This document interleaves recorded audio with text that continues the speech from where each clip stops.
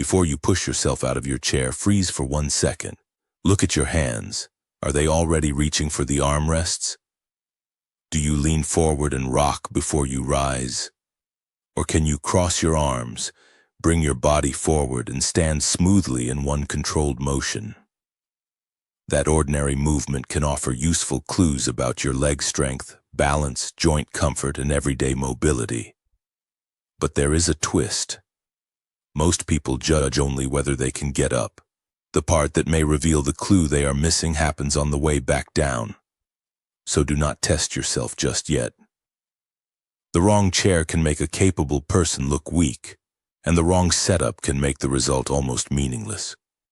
In the next few minutes, you will learn how to check safely, what 5 details to notice, and what your result can and cannot tell you. First, this is not a test of your worth, your age, or your future.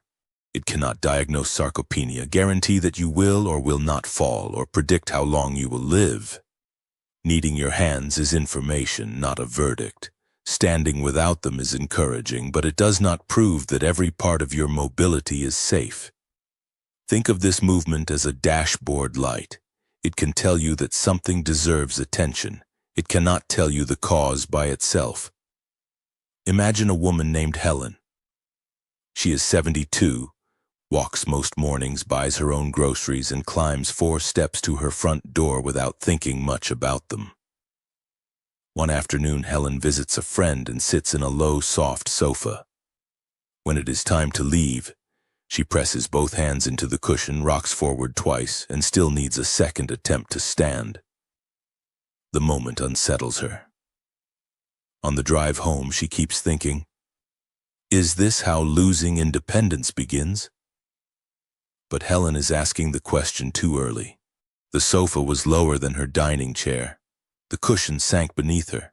Her feet were too far forward, and one knee had become stiff after she sat for nearly 2 hours. The next morning, she tries again from a firm dining chair and rises without her hands. Which result was real? Both of them. The dining chair showed what Helen could do under favorable conditions. The sofa showed how close she was to needing help when the task became harder. That is why the useful question is not simply, can you stand without your hands? It is, from which chair, with what technique, and has the movement changed? Now let us set up the test correctly. Use a firm, straight-back chair that does not roll, rock, swivel, or recline. An armless dining chair is often suitable. Place the back of the chair against a wall so it cannot slide.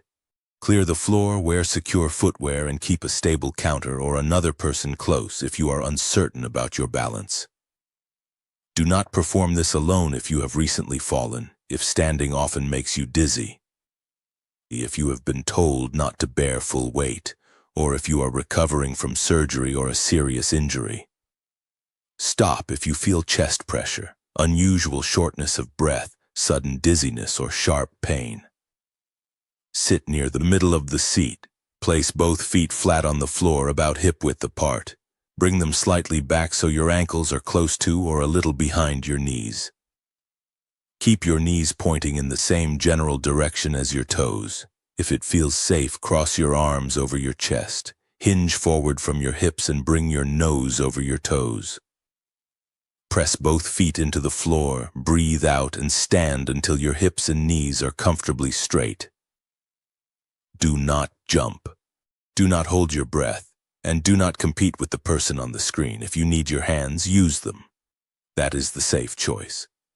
Just notice where you placed them and how much help they provided. If you stood, do not celebrate the result and stop observing. The test has only begun. The first clue is your hand use. Standing asks the muscles around your hips and knees to lift much of your body weight while your base of support changes. Your thighs and buttocks contribute strongly. Your calves help control the shift, and your trunk helps move your weight over your feet. When you push on the armrests, your upper body shares part of the work and helps move you forward.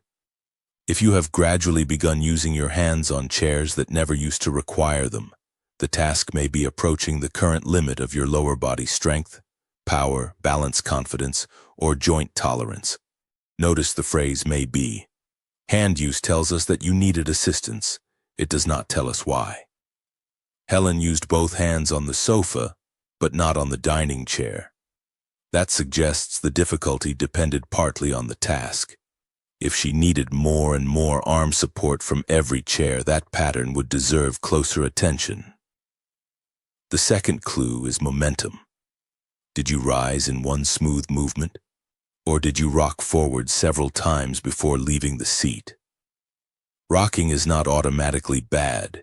It is a strategy for creating momentum. But increasing reliance on momentum may mean you are compensating for reduced force, discomfort, hesitation, or a poor starting position. Move your feet too far forward and keep your trunk upright, and even strong legs may struggle. Bring your feet slightly back and allow your body to lean forward from the hips, and the movement usually becomes easier because your body weight travels over your feet before you rise. Some people have enough muscle strength, but are afraid to lean forward. Their weight stays behind their feet, so they push with their hands. Others throw themselves forward so quickly that they stand but become unstable at the top. That leads to the third clue, and it is one that a simple repetition count can hide. Did both legs contribute evenly? Look at your feet before you rise. Is one foot much farther back? Does your body shift to one side? Does one knee collapse inward? Once standing, is most of your weight on the same leg every time? Small differences are common. A clear or growing difference can reflect pain, weakness, stiffness, an old injury, or a habit your body developed to protect one side. Do not force your feet into perfect symmetry if doing so causes pain or makes you unsafe. Instead, record what you see. If one-sided weakness is new, pronounced, or worsening, especially if it comes with numbness, facial drooping, speech difficulty, or a foot that suddenly drags, seek medical attention promptly. The fourth clue appears after you are already standing. Can you remain still, or do you need several quick steps to catch yourself? Do you grab nearby furniture? Does your vision dim? Does the room seem to move? Difficulty at the top may involve more than leg strength. Balance, vision, the inner ear, sensation in the feet, medication effects, blood pressure changes, and neurological conditions can all influence stability. This is why doing more chair repetitions is not the answer to every poor result. If standing repeatedly makes you lightheaded, or if you are having unexplained falls, speak with a qualified clinician instead of trying to train through it. Now we reach the fifth clue, the one Helen almost missed. Stand close enough to the chair that you know it is behind you. Keep support nearby if needed. Send your hips backward, bend your knees, and lower yourself as quietly as you can. Did you control the final few inches, or did the chair catch you? Standing shows whether you can produce enough force to rise. Sitting shows whether you can control your body as gravity pulls you down. During the descent, your muscles work like brakes. They produce force while lengthening, which is called an eccentric muscle action. That braking control matters when you walk downhill, descend stairs, lower onto a toilet, or try to recover after a small loss of balance. A person can sometimes use momentum to stand, then drop heavily into the chair. If we ask only, "Did you get up?" we miss half the movement. One hard landing does not prove that something is seriously wrong. Fatigue, pain, chair height, fear, and unfamiliarity can all affect the result. What matters more is a repeated pattern or a meaningful change from what is normal for you. Helen now realizes that the sofa incident was not simply a pass or fail. She used her hands, needed momentum, and landed heavily when she tried the movement again. The low sofa exposed a smaller reserve than she expected.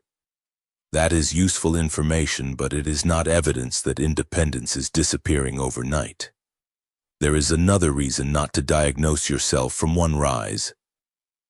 Chair height can change the demand significantly. A lower seat requires more movement at the hips, knees, and ankles. A soft cushion absorbs force and creates an unstable starting surface. Body proportions matter too.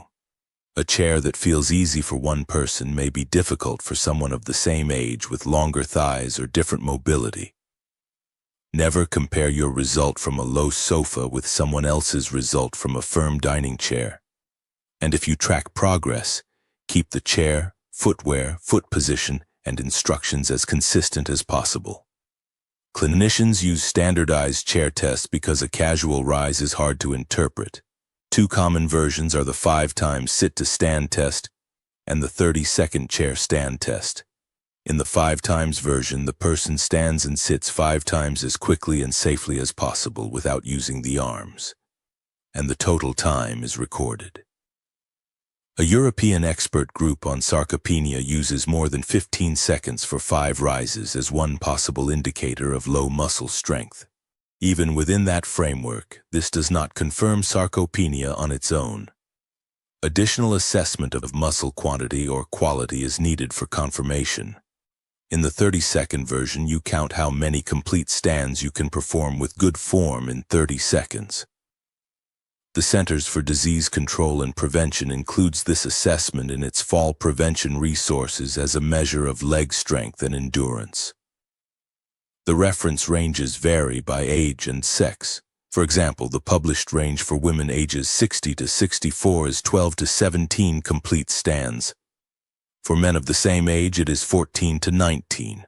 For women ages 80 to 84, it is 9 to 14, and for men, it is 10 to 15. You can pause on the reference chart shown on screen rather than trying to memorize every number. These are reference ranges, not grades. They come from group data and cannot account for every difference in chair height, body size, disability, arthritis, medical history, recent illness, or medication. A score below the range is a reason to look more closely, not a reason to panic. A score within or above the range does not erase pain, dizziness, falls, or other concerning symptoms. If you want to perform the 30-second version, first make sure that one controlled repetition feels safe. Use the same stable setup. Cross your wrists against your chest, stand fully and sit fully between repetitions. Count each complete stand. If you are more than halfway up when the 30 seconds ends, the CDC protocol counts that final attempt as a stand. Move with purpose, but never trade control for a number. If you must use your hands, stop the no hands version and record that arm support was needed. That is still a meaningful baseline. And here is the result that matters more than beating a stranger's score. Your trend. Use the same method and test when you are rested. Do not repeat a maximal 30-second test every day. Allow recovery and compare your movement over time. Is it becoming smoother? Are you using less support? Is the descent quieter? Is one side doing less of the work than before? But testing alone does not make you stronger. This is the mistake many people make. They repeat the challenge every morning, hoping the number will improve, without practicing the exact part of the movement that broke down. Instead, choose the easiest training level that allows a smooth rise and a controlled return without sharp pain, breath holding, or loss of balance. At the first level, use a firm chair with armrests. Bring your feet into a secure position. Lean forward, press through your feet, and use both hands only as much as necessary. Stand tall and pause, then reach back for the armrest and lower under control. The goal at this level is not to remove your hands immediately. It is to make the movement safe, quiet, and predictable. At the second level, reduce the help. Push lightly with your fingertips instead of your whole hand, or place your hands on your thighs for guidance.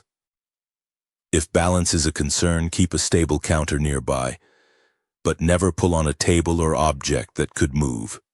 At the third level, cross your arms and use 5 simple cues. Feet back, chest forward, push the floor, stand tall, then sit quietly. That final cue is part of the exercise. Do not collapse into the chair. Begin with an amount you can control, such as one set of 5 repetitions. Rest.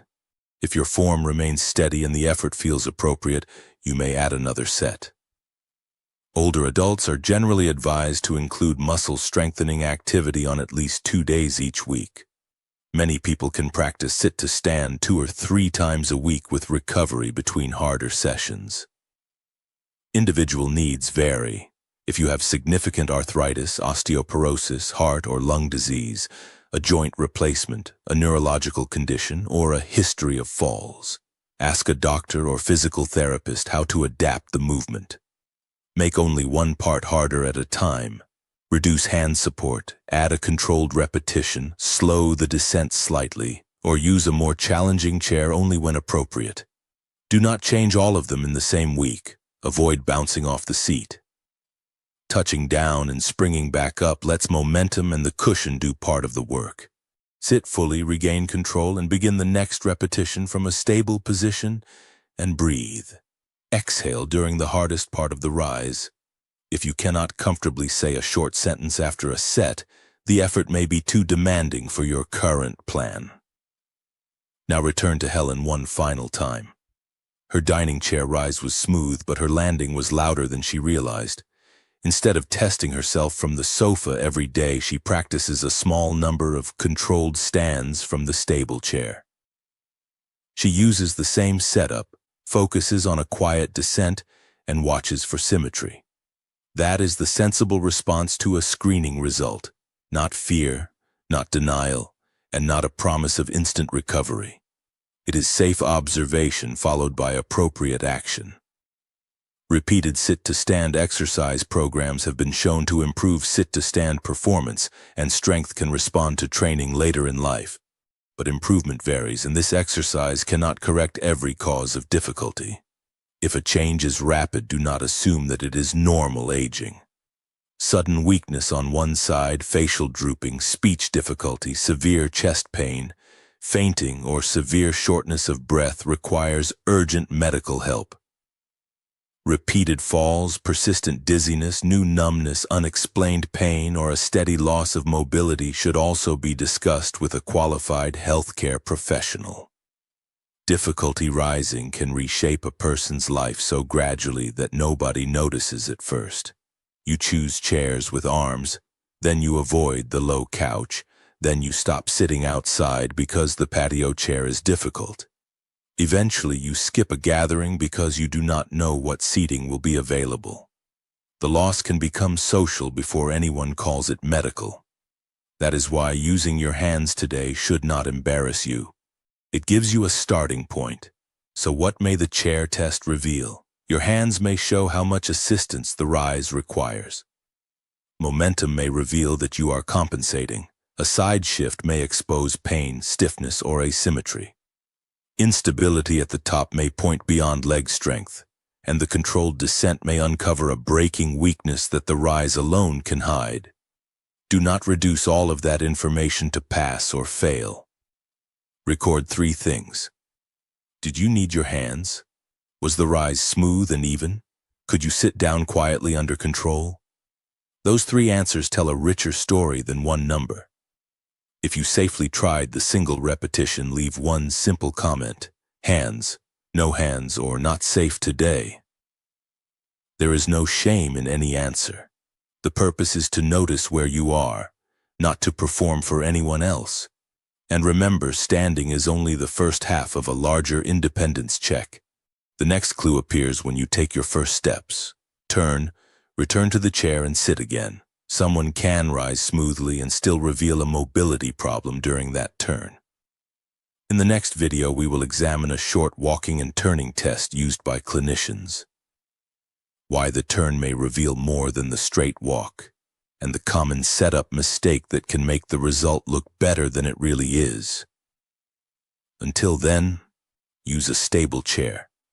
Respect what your body tells you, and treat the result as information you can act on, not a sentence about your future.